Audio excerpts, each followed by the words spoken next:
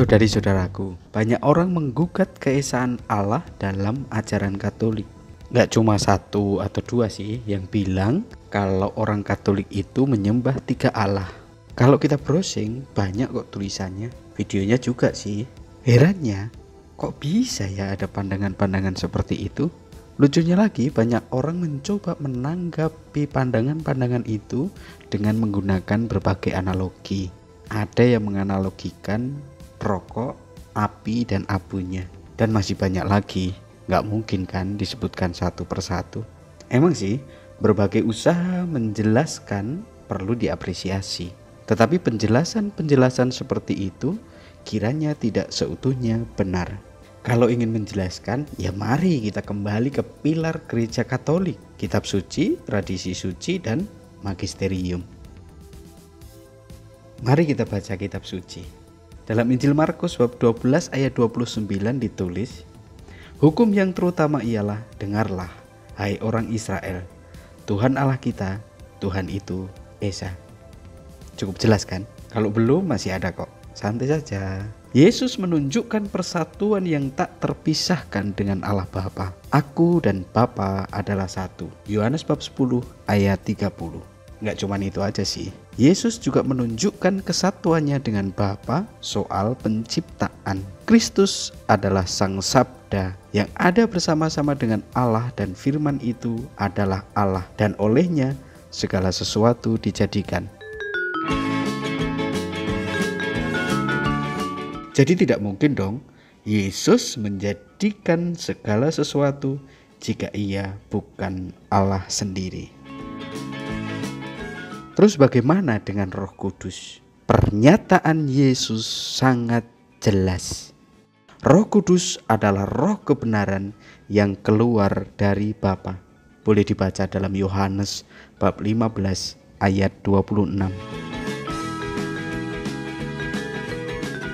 Mungkin Anda masih ngeyel dengan mengatakan bahwa ya kan ajaran Yesus sudah diselewengkan oleh Paulus. Kira-kira benar nggak ya? Mari kita baca tulisan-tulisan Paulus. Misalnya dalam 1 Korintus bab 8 ayat 6. "Tetapi bagi kita hanya ada satu Allah, yaitu Bapa. Dari Dialah segala sesuatu, dan kita ada untuk Dia. Dan hanya ada satu Tuhan, yaitu Yesus Kristus, yang olehnya segala sesuatu ada, dan kita ada melalui Dia." Nah, masa sih masih berpikir kalau Paulus menyelewengkan ajaran Yesus Kristus? Kalau kitab suci ngomongin soal keesaan Allah, kira-kira gimana ya dengan bapak-bapak gereja? Para rasul itu mengajarkan apa yang diterima oleh Kristus. Para rasul mengajarkan bahwa Yesus adalah Sang Putra Allah yang hidup dalam kesatuan dengan Allah Bapa dan Allah Roh Kudus.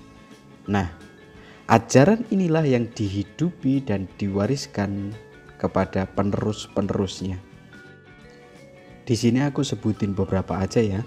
Soalnya kalau disebutin semua bisa panjang banget. Yang pertama, kita bisa membaca kesaksian Paus Clement yang pertama. Paus ini lahir tahun 35 Masehi, menjadi paus yang ketiga pada tahun 88 sampai 98. Jadi masih deket banget kan dengan hidup Yesus. Dalam ajarannya, ia tegas mengatakan demikian. "Bukankah kita mempunyai satu Tuhan dan satu Kristus dan satu Roh Kudus yang melimpahkan rahmat-Nya kepada kita?"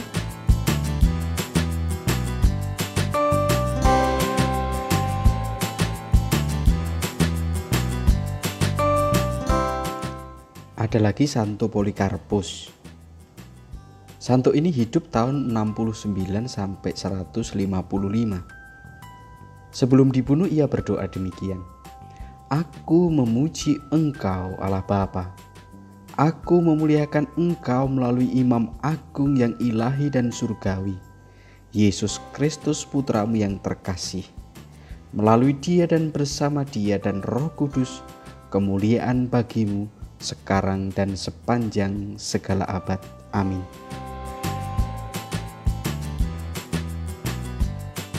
Rasanya kok nggak lengkap ya kalau nggak nyebut tokoh yang satu ini.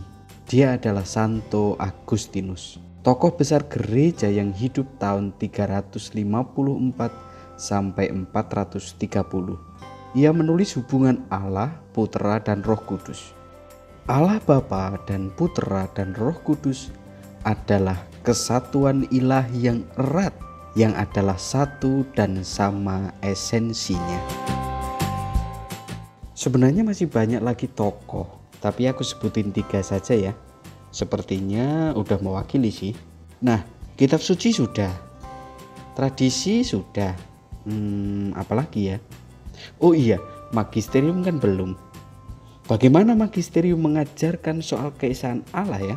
Sabar, tunggu bagian yang kedua.